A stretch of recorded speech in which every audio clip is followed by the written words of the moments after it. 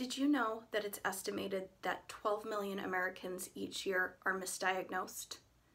That number floored even me, and I was misdiagnosed with leukemia when I was 25. I was doing some research yesterday after speaking to someone, and I was trying to find what statistics exist about the number of medical misdiagnoses in a year, and that was one of the ones that I found that completely floored me and shocked me.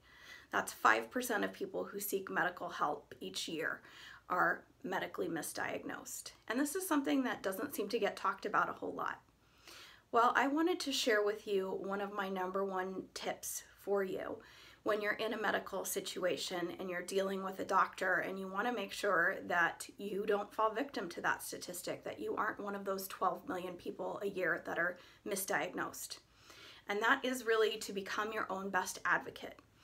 You really need to work to speak up, to ask questions. Don't let yourself think that you can only ask so many questions of your doctor. You have the right to ask whatever questions that you have and to have them answered in full.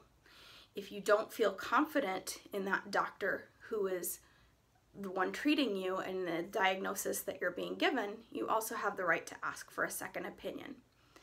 Doctors are human, and we often don't like to think about that. We place a lot of trust in them, and we want to believe that they're well trained and that they know what they're doing, and we're not going to become a victim of a statistic like one of those 12 million people a year.